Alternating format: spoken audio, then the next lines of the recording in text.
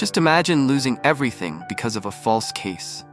That's exactly what happens to Kwon, a boy who not long ago was the national taekwondo champion, but nowadays spends his entire day at an internet cafe playing video games. He doesn't have a job, yet his gaming skills are exceptional. In one of the online games he plays, his character's name is Captain, and he is part of a team called Resurrection, where he always helps his teammates selflessly. One day, after finishing a game at the cafe, Kwon notices a smartphone nearby that is ringing. When he picks it up, a girl's voice asks for help. She says she forgot her phone at the cafe and wants Kwon to return it to her. At first, Kwon hesitates, reluctant to leave his game, but when the girl offers $300 for the task, he immediately agrees and goes to her house. Upon arriving, he finds the door open and the girl in the bathroom. She tells him to take the money she left while leaving the phone on the table. Kwon follows her instructions, but warns her to keep her door closed, as leaving it open is unsafe. The very next day, Kwon's life turns upside down. Police storm his house and arrest him, accusing him of raping and murdering the girl. Kwon is stunned. The evidence against him is shocking. Blood is found on his hands. The murder weapon is in his room. His fingerprints and DNA are found in the girl's house. Security camera footage seems to confirm his presence, and even his semen is discovered at the scene. Within hours, the news spreads across the country, and public outrage paints him as a cold-blooded criminal. His mother rushes to the police station but is denied access to her son. Determined to prove his innocence, she distributes pamphlets and pleads with people to believe him.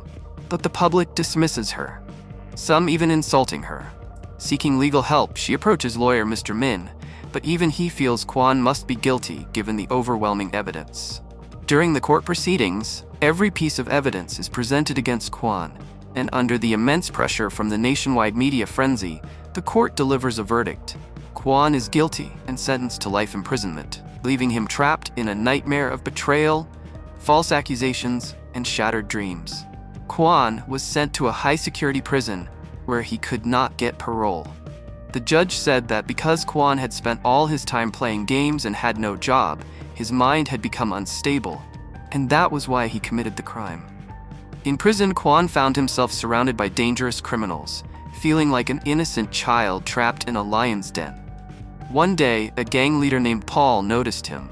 Paul's men caught Kwon and took him to their boss. The prison guards saw everything, but were told to look away.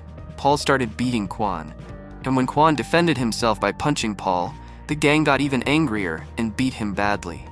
When the guards finally came, Paul lied and said Kwon had attacked him first, so Kwon was punished by being locked in a dark room for 30 days. The torture continued.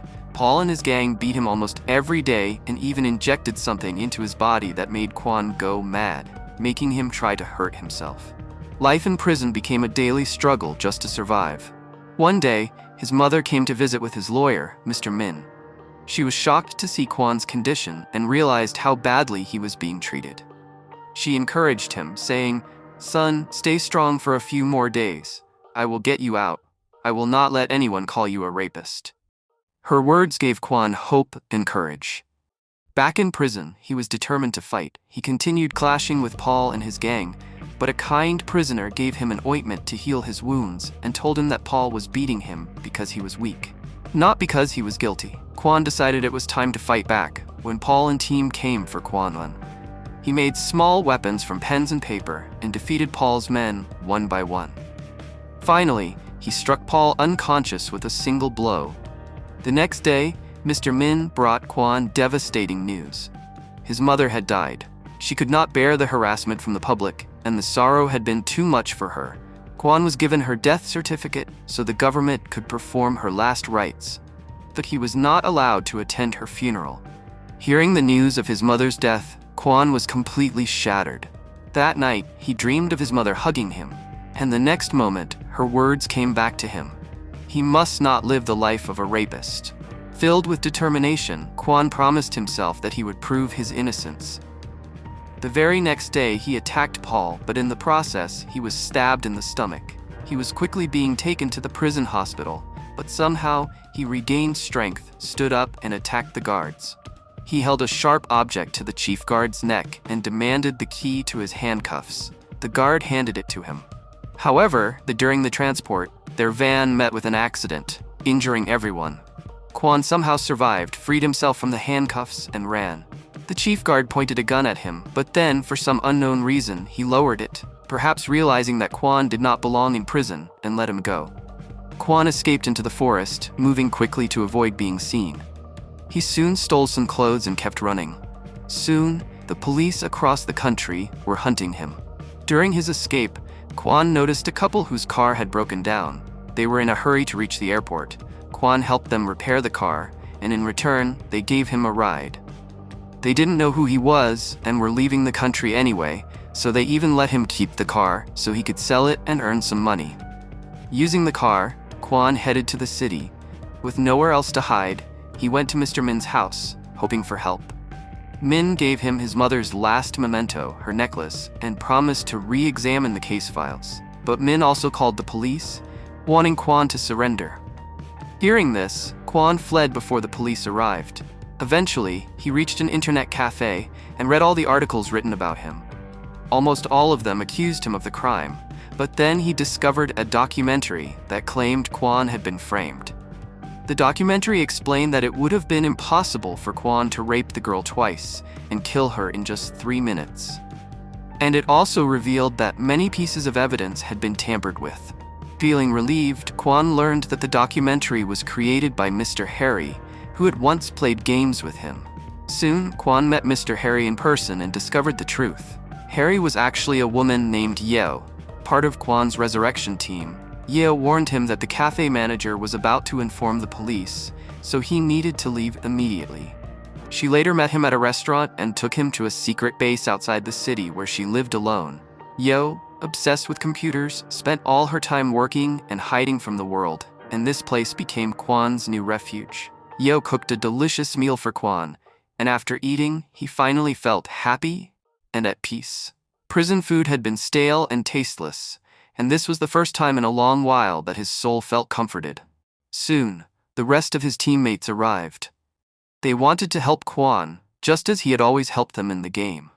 Yeo had researched Kwon's case and discovered all the mistakes and falsified evidence. Together with the team, she began investigating other high-profile cases.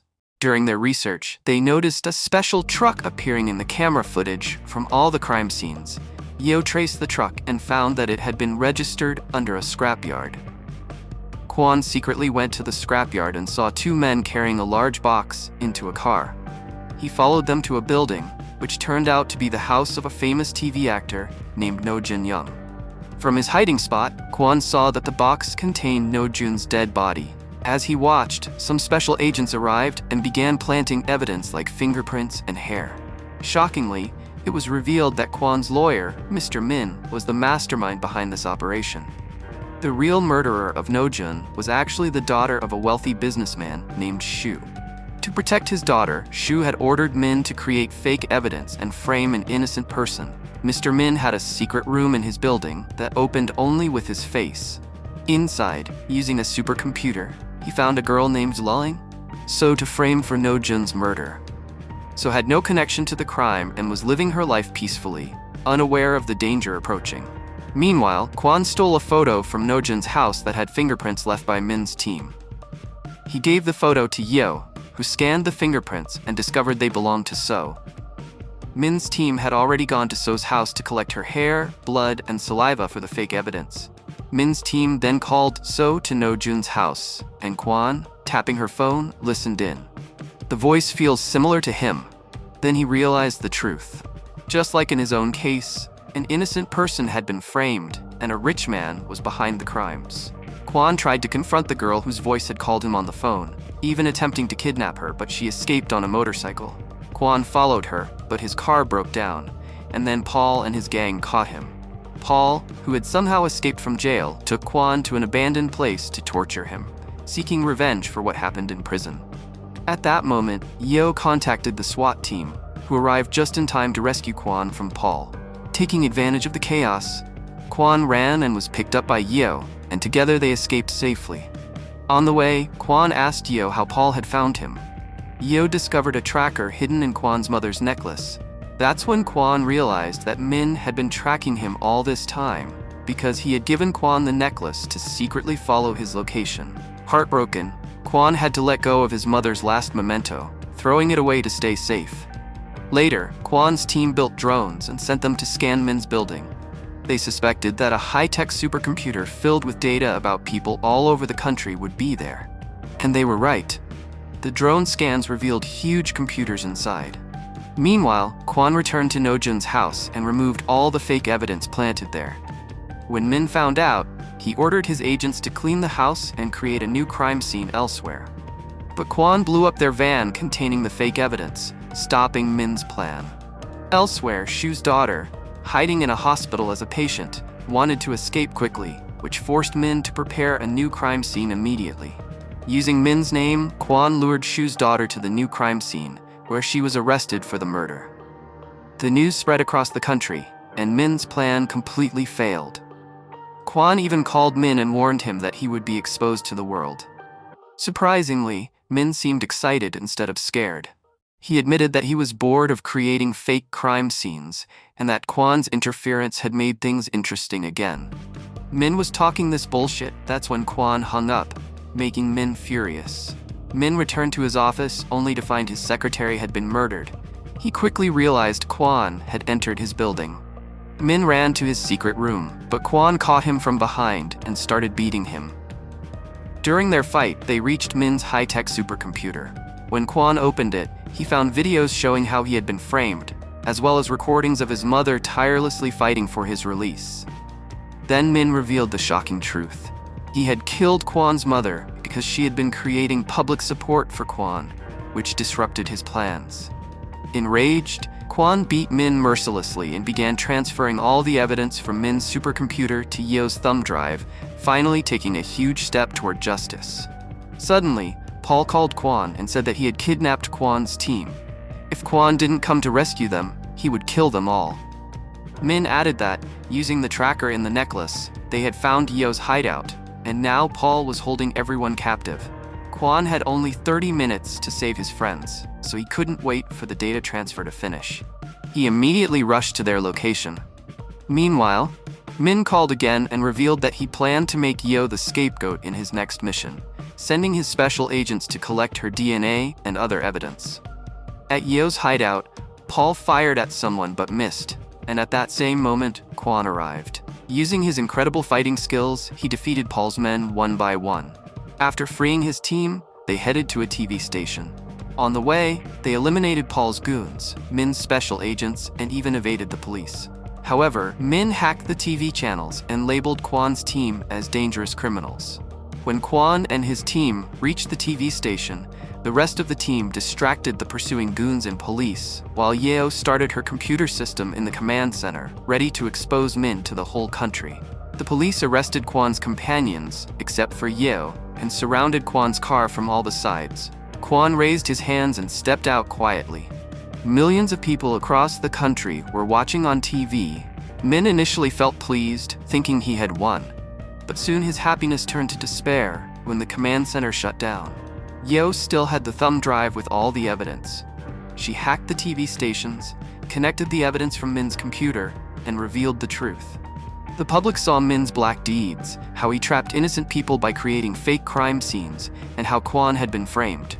Kwon's case was shown on live TV, and people realized how wrong they had been. Once Min was exposed, he tried to escape in his car, but Kwon's team had removed the steering wheel, and Min was soon arrested. Kwon and his team were honorably acquitted. Later, Min met Paul in jail, and Paul was furious, making it clear that Min's life in prison would not be easy. At last, tell me guys, what do you think? Does people like Min also exists in real life? If you like this video, don't forget to hit the like button and subscribe to the channel. I'll see you in the next one. Until then, keep watching Infinite Recaps.